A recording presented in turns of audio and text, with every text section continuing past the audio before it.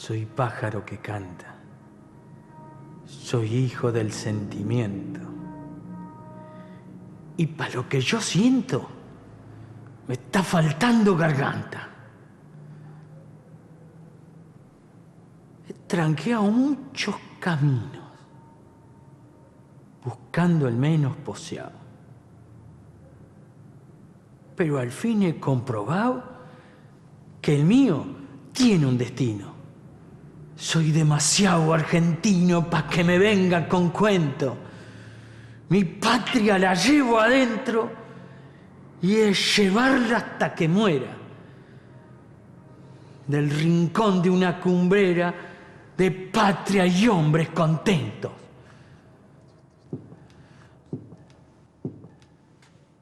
Está bien.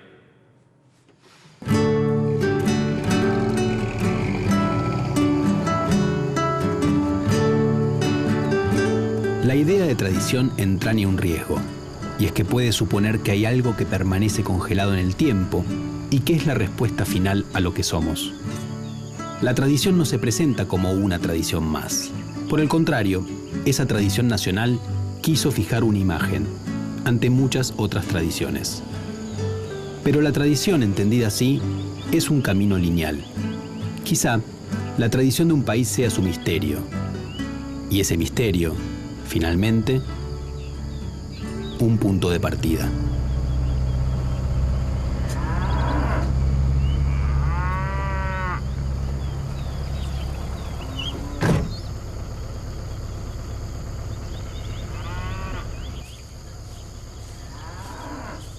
Buen día, caballero. ¿Me permite robarle unos segundos de su tiempo? Permítame presentarme. Mi nombre artístico es Marcos Marcus.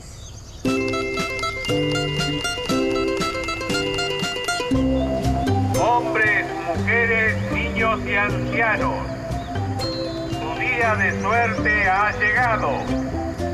Estoy aquí para ofrecerles un futuro fantástico y pertenecer a una de las compañías más exitosas del país, la Flor de América.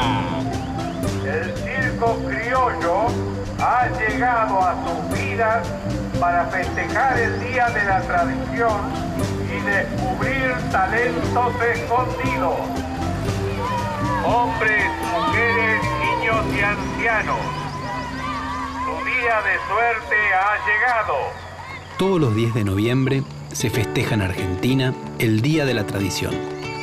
Se eligió esta fecha porque es el aniversario del nacimiento de José Hernández, autor del Martín Fierro, considerado el principal poema nacional. Martín Fierro cuenta la historia de un gaucho de la región pampeana. A principios del siglo XX, el gaucho comenzó a ser visto como un arquetipo de la nacionalidad argentina, es decir, la figura que mejor representa a nuestro país. Por eso, se decidió ligar el nacimiento del autor del Martín Fierro con la celebración de la tradición argentina, lo que identifica al país y a su gente, lo que se transmite de generación en generación.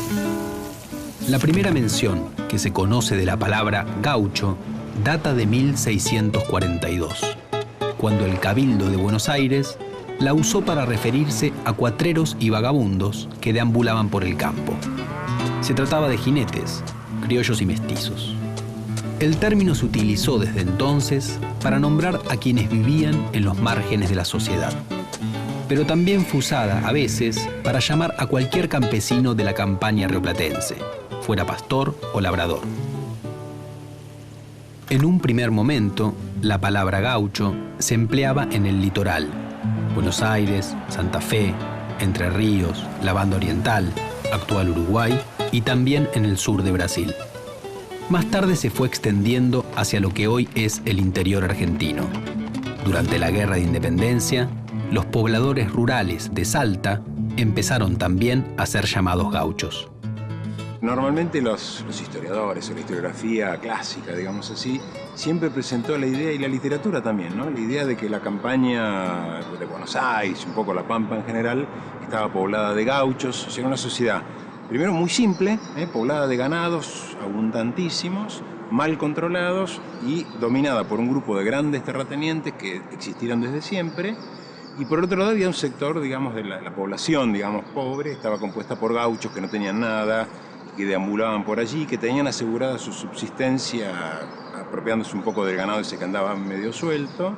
Hoy sabemos que eso era bastante distinto, por lo menos a fines de la colonia, incluso en el siglo XIX, es decir, que en realidad lo que predominaba en ese mundo rural eran familias de productores, es decir, lo que eran pequeños y medianos propietarios o productores que tenían un poco de ganado, que cultivaban, es decir, hoy sabemos muy bien que había también mucha agricultura. Si la mayoría de la población, una parte muy importante de la población, se dedicaba a trabajar la tierra para producir un poco de trigo, productos de huerta, etcétera, y había ganadería obviamente también, ¿no? ¿Por qué se construyó esa imagen? Bueno, creo que hay muchas explicaciones, ¿no? Una de ellas que me parece muy importante es que esta imagen fue creada sobre todo por viajeros, es decir, gente que venía de Europa, de una realidad agraria, digamos, y social muy distinta a la local, y que lo que veía acá era lo distinto, o sea, no veía, como nos pasa a cualquiera cuando vamos de turista a un lado exótico, no vemos lo que se parece a nuestra sociedad, lo que vemos es lo distinto. Entonces, ¿qué es lo que veían distinto? Bueno, veían esa gente que circulaba mucho más que en su lugar de origen, un español, un francés, ¿no? El campesino francés es un campesino que seguramente vive en la tierra que vivieron 5 generaciones antes de su familia. En cambio acá eso no era así, la gente circula mucho más y además obviamente es una ganadería a campo abierto, entonces el ganado también circula, es más abundante. Entonces ellos veían solo eso, no veían lo que era igual a lo de ellos, los campesinos, la agricultura no la veían. Marcos Marcus, para servirle. Buen día, señor. Marcos Marcus, para servirle. ¿Le interesa participar en un casting? Buen día, muchachos. Aquí llegué, no desesperen. Soy Marcos Marcus. ¿Usted la llaman la Flor de América? Los convoco al casting de la compañía teatral Marcos Marcus. ¿Me permite robarle unos segundos de su tiempo? ¿Le gustaría participar en un casting? Buen día, buen hombre. Marcos Marcus, para servirle. Esta es una oportunidad para saltar a la fama. Buen día, señora. No se lo pierda, no vaya a faltar, doña. Hasta luego. Para celebrar el Día de la Tradición y descubrir sus talentos escondidos. En 1872, la historia de un gaucho pampeano se convirtió en un verdadero suceso editorial, a tal punto que en los siguientes 6 años se reeditó en 10 ocasiones. Martín Fierro, un personaje de ficción, vivía con su mujer y sus hijos en un rancho en el cual trabajaba la tierra. Un día, el ejército lo reclutó a la fuerza para pelear contra los indígenas, y así vivió 3 años, bajo condiciones adversas. Cuando Fierro volvió a su hogar, se encontró con que había perdido sus tierras, su mujer se había ido con otro, y sus hijos, ante la imposibilidad de mantenerse, se habían tenido que emplear como peones. El poema cuenta que una noche, abrumado por sus desgracias, Fierro se emborrachó y mató en un duelo a un negro, tras lo cual empezó a huir de la justicia. Se hizo entonces gaucho matrero. Una partida de militares terminó rodeándolo, pero como se defendió con bravura, uno de los soldados se puso de su parte. Escaparon juntos y se fueron del otro lado de la frontera, a vivir entre los indios. Así concluye el poema. Muy bien, mi amigo. Gracias. Muy bueno lo suyo, ¿eh? El que sigue. Buen día. Por favor, colóquese donde está la marca. Bien. Por aquí. Poquito a su derecha. Medio pasito adelante. Está bien. Acción. Anoche al acostarme yo pensaba en esto mismo que me está diciendo. Y hoy temprano preparé la daga para despenar para siempre al pobre overo, pero ¿sabe mi vieja lo que pasa? Me alcanzó a conocer a 20 metros y levantando un poco la cabeza me hizo un relincho corto desde el suelo. Me arrimé para matarlo y vi en sus cansados ojos negros, yo no sé qué mirada tan extraña, que me tembló la daga entre los dedos.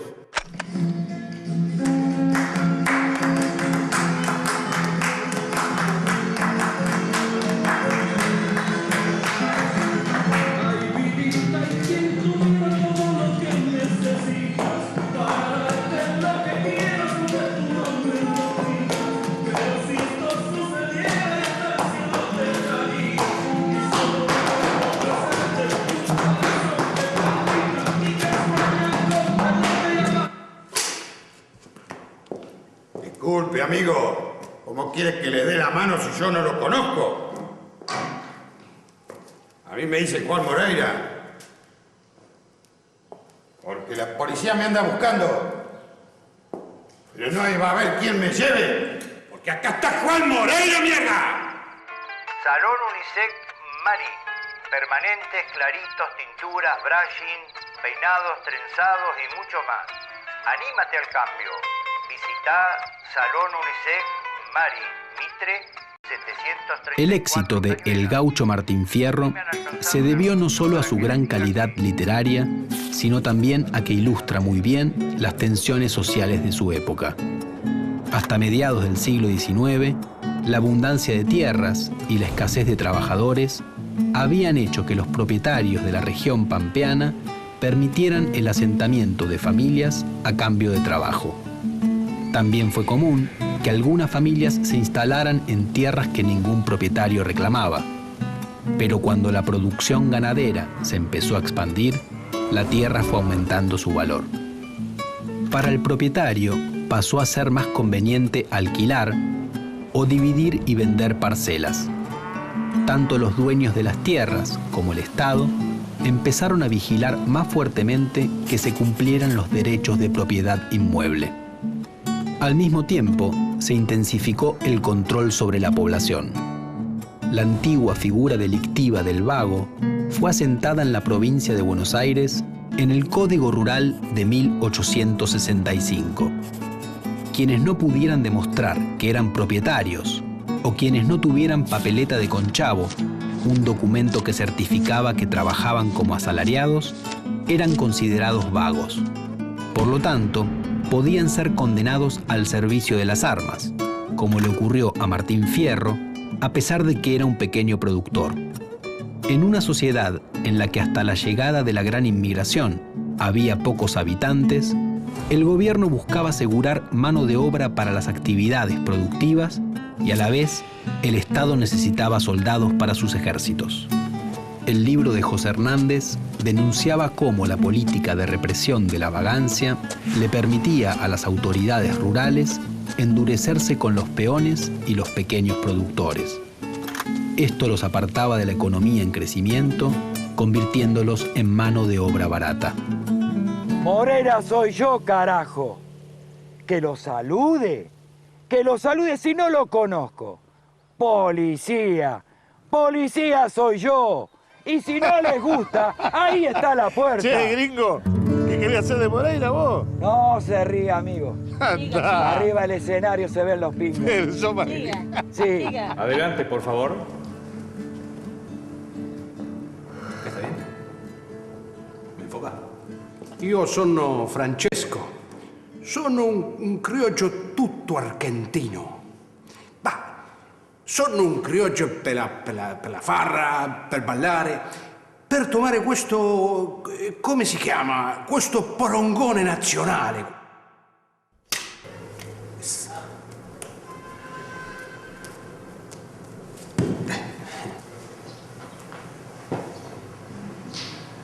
Yo soy Julián Andrade, amigo personal de Moreira.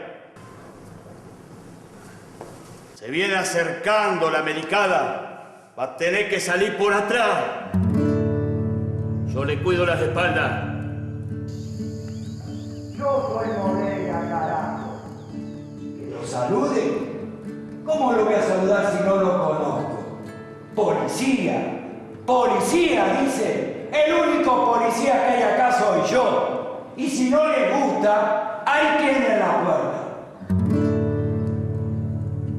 ¿Terminó? Sí. Bien, gracias.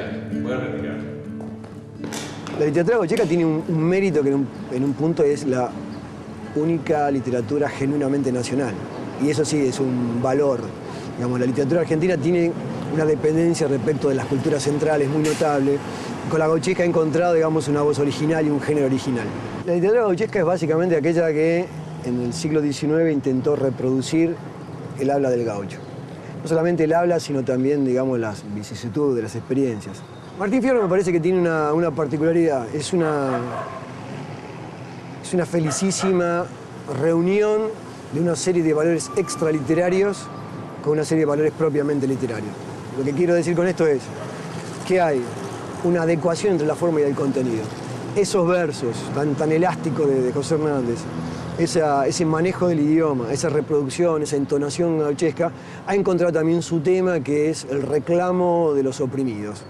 En ese sentido, Martín Fierro es un modelo que tiene esta particularidad o este problema. No puede ser repetido. Es una culminación, de alguna manera. Encontró la forma más eficaz para la resolución de un tema, como puede ser la situación del gaucho en el siglo XIX. A partir de ahí, la situación del gaucho produce identificaciones que hasta el día de hoy se mantienen. De alguna manera, hasta gente que quizás no lea al Martín Fierro, tiene simpatía por el libro, porque entiende que ahí hay algo vinculado con el oprimido, con la injusticia. Moreira, un gaucho muy malo. No es que quería ser malo, es que lo hicieron malo. Juan Moreira se casó con una señora que estaba enamorada de quién era también. Tenía guitarra y con eso enamoró a su chica. ¿Del juez? No. Sí. Por interesamiento, por casarse con Chirilo, se quiso casar con ella y después se hizo todo un revuelto. Era malo con la gente. Porque ellos le hacían injusticia. Porque le sacaron a la chica. La policía lo buscaba. A Chirilo le sacó un ojo, Chirilo murió también. Le pegó un tiro en el pulmón izquierdo. Lo mataron. Capaz que Martín Fierro era amigo de Juan Moreira. En 1879, José Hernández publicó La Vuelta de Martín Fierro, otra vez con mucho éxito. El autor, que cuando salió el primer libro de Fierro era un federal contrario a la política del Estado Nacional, se había incorporado al proyecto de Julio Roca. Así, su tono crítico dejó paso a una celebración del progreso de la Argentina. Por eso, Martín Fierro volvió cambiado. Regresó de la tierra de los indios y se reintegró a la sociedad, perdiendo su anterior rebeldía. Pero ese mismo año apareció otro relato sobre un gaucho rebelde que también iba a ser muy popular, Juan Moreira, de Eduardo Gutiérrez. No estaba escrito en verso, sino en prosa, y se publicó como un folletín por entregas, en un diario. Luego circuló en ediciones muy baratas. Tenía una alta dosis de aventura y suspenso. Se inspiraba en la vida real de Juan Moreira, un gaucho honrado que se desgració matando a un pulpero que lo había estafado. Su huida lo alejó del hogar, por lo que perdió a su mujer y a su hijo. Estuvo un tiempo en las tolderías indígenas y más tarde prestó sus servicios de peleador a distintos líderes políticos locales, hasta que fue muerto por una partida de policía en una pulpería de Lobos.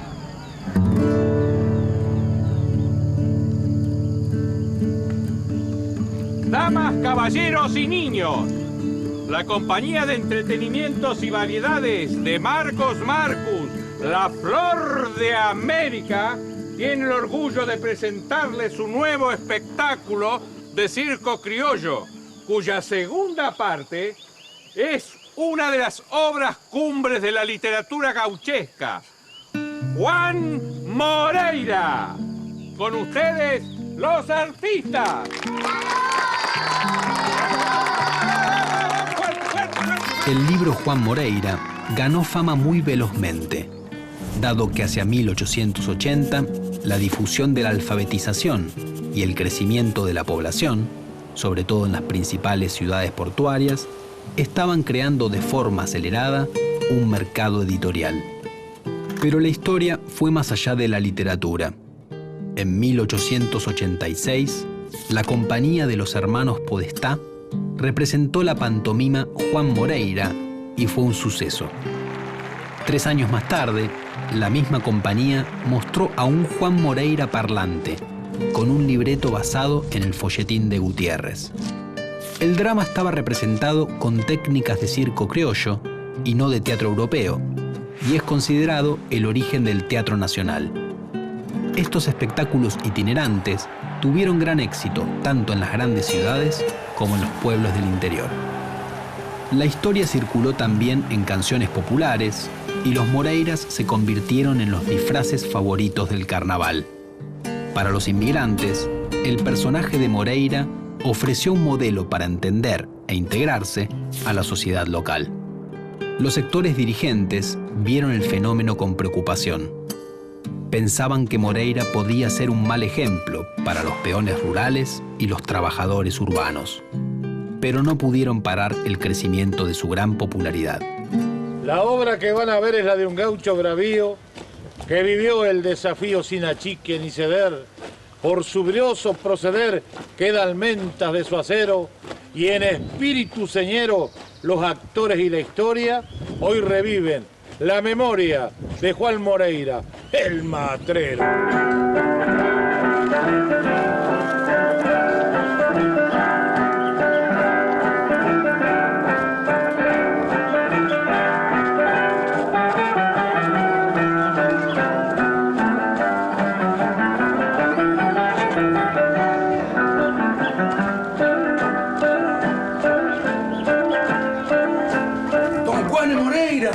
¿Qué dice don Juanes? ¿Y cómo quiere que lo salude si yo no lo conozco? Don Juliane, ¿cómo está, amico? ¿Qué hace, Nación? Bene, tutto bene. Pero no se acuerda, don Juan. Este es el gringo que nos llevaba la verdura allá en la acera. ¿Francisco? ¡Eco! El mismo. ¿Y cómo andás, Francisco? ¿Qué andás haciendo por acá? Un poquito de garufa. Como tutto criollo argentino. ¿Y de cuándo sos criollo vos? ¿Cómo de cuándo soy criollo? Va, no te soy fijado en la parada. Mirá la parada que tengo, che, hombre. ¿Sabés si quién te manda recuerdo? Y no se olvide nunca de usted. ¿Quién, che? Don Tomás, ¿eh? ¿Don Tomás? Sí. ¿Qué tomás, Francisco? ¡Caña, Peter! ¡Ah, gringo! Busca vida, a ver, pulpero. Sirve una copa para todo. ¡Moreira! ¡Váyase! ¡Viene la policía! Tranquilo, paisano. Y vaya dando la noticia que yo de acá no me voy, ni aunque me vengan degollando. Vaya nomás. Cuando empezó el siglo XX, Argentina había cambiado tanto que ya no había casi lugar para la autonomía de la población rural. Toda la tierra estaba ocupada y en general se dedicaba a la producción. La pampa y las ciudades se poblaban con inmigrantes. El ferrocarril se había transformado en el principal medio de transporte. El Estado y varios miembros de las clases altas se volcaron a la tarea de afianzar una identidad argentina. Para eso se empleó la educación pública, la enseñanza de una historia común, la construcción de monumentos patrios. Parte de ese esfuerzo fue delimitar cuál era la literatura nacional. En la época del Centenario, destacados intelectuales como Leopoldo Lugones y Ricardo Rojas sostuvieron que el Martín Fierro era el origen de esa literatura, mientras se consideraba que Juan Moreira era un producto literario de mala calidad. Para ese momento, la rebeldía de la población rural ya no representaba un peligro. Por otro lado, lo que más se celebraba era el Martín Fierro de la Vuelta, el gaucho integrado a la nueva sociedad. Martín Fierro, y por extensión el gaucho, se fue transformando en el modelo del ser nacional, en el depositario de la tradición. Eso muestra el peso que tenía la región pampeana en Argentina, porque tanto Fierro como Moreira eran gauchos de Buenos Aires, y sus historias no se ocupan de la experiencia de los llaneros riojanos, de los gauchos del noroeste, de los cañeros tucumanos, de los viticultores cuyanos, de los trabajadores patagónicos o de los indígenas chaqueños obligados a trabajar en los quebrachales y en la zafra. Además, el ser nacional era un hombre. La mujer del gaucho no aparece en el arquetipo. La construcción de este modelo concluyó en la década de 1930 y tuvo su punto más alto cuando en 1939 se sancionó la ley que declara el 10 de noviembre como Día de la Tradición. Moreira no es renegado, la circunstancia lo obliga, pues la justicia no instiga a estar alerta, avispado. Al verse desamparado por ser sabandija el juez, demostró más de una vez que hace abuso del poder y al que cae a padecer le quita hasta la honradez. ¡Entrégese, Moreira! ¿Quién me viene a entregar, carajo? ¡A la policía de Buenos Aires! Aquí hay más policía que yo, carajo. ¡Y acá está Juan Moreira, mierda!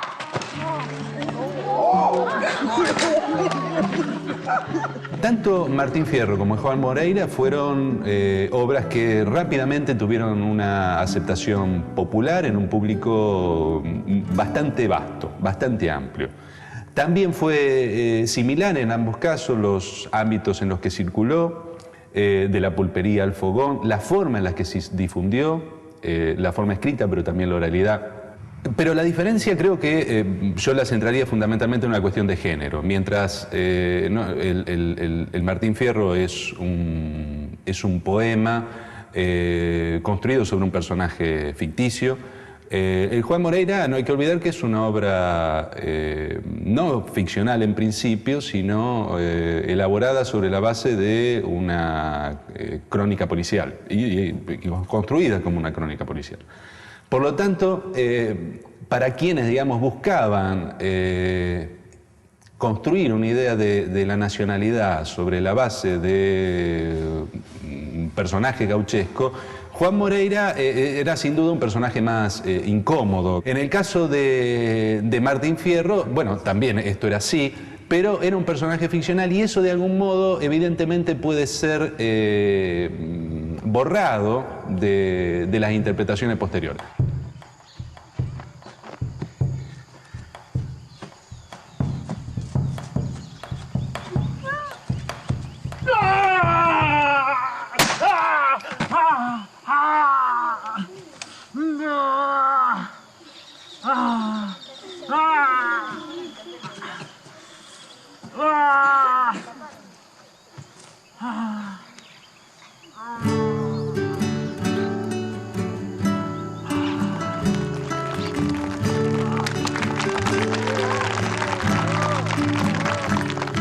¿Existe una referencia, un indicio o promesa de lo que somos en la imagen que la tradición nos devuelve?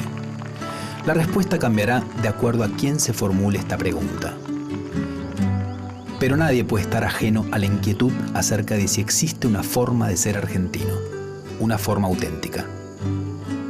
Si quisiéramos saber qué es ser argentino, deberíamos pensar en aquello que incluya la diversidad que nos caracteriza.